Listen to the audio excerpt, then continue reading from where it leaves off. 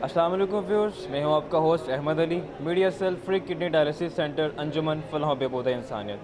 Viewers, आज हम इस वीडियो में बात करेंगे एक ऐसी लैब के बारे में जो कोविड में 24 घंटे काम कर रही थी और मौजूदा सूरत हाल में भी ये लैब बाकी सब लैब से ज़्यादा अच्छी कारकर्दगी दिखा रही है।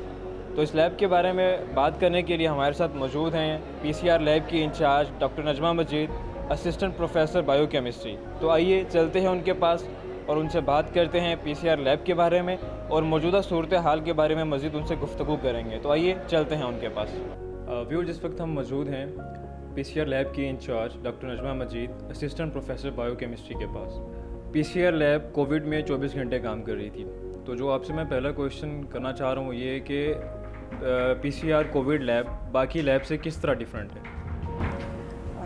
कोविड PCR लैब में हम डिटेक्ट करते हैं कि जो वायरस है उसकी स्ट्रेंथ कितनी है और किस हद तक वो मरीज़ को अफेक्ट कर रहा है। अगर आप अपना टेस्ट करवाते हैं तो हम उसमें चेक करते हैं उसकी, एक तो ये है कि उसका जेनेटिक कोड डबल ट्रिपल होता जाता है। एक टाइम रखते हैं हम, इतने साइकिल पर जो है वो हमारे जो चल रहे होते हैं उसमें कितना ये अपनी मिकदार बढ़ाता है। अगर तो उसकी मिकदार ऐसी है कि जो हमें लाइट की शक्ल में, फ्लोरेसेंस लाइट की शक्ल में हमारे स्क्रीन पे ज़ाहिर हो जाए, इसका मतलब ये है कि वो, और साथ हम देखते हैं कि उसकी कर्व कैसे बन रही, ग्राफ चेक करते हैं और उसमें फिर हम ये देखते हैं कि वो आया, वो पॉजिटिव नेगेटिव का हम उसको जो एक देते हैं सिंबल देते हैं, इसका मतलब ये है कि वो आपको कितना अफेक्ट करे। पॉजिटिव का मतलब ये है इतने टाइम में, इतनी साइकिलिंग के बाद जो है वो इतना बढ़ गया है कि वो मरीज़ को अफेक्ट कर सकता है।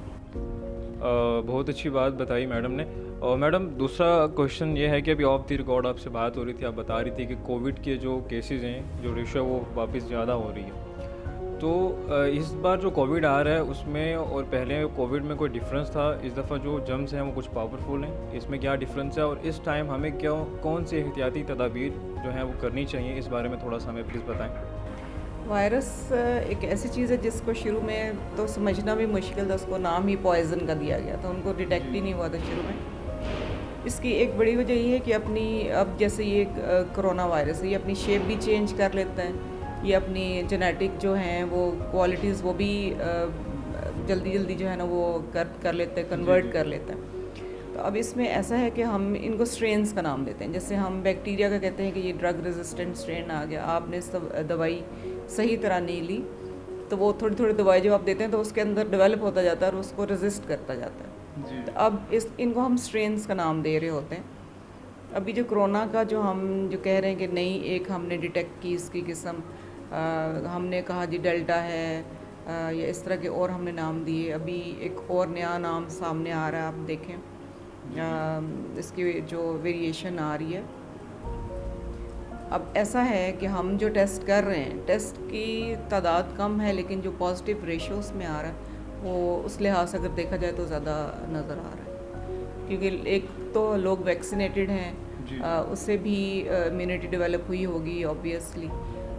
दूसरा ये है कि अब चूँकि अवेयरनेस भी है, लोग आते ही सिम्टम्स के साथ हैं।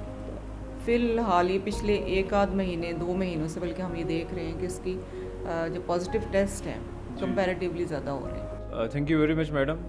एहतियाती तदाबीर डेफिनेटली हम सबको जो है वो दोबारा से स्टार्ट करनी चाहिए। इसी वीडियो के साथ आपसे इजाज़त चाहेंगे। इंशाल्लाह बहुत जल्द आपसे दोबारा मुलाकात होगी एक न्यू वीडियो के साथ। अल्लाह हाफिज़।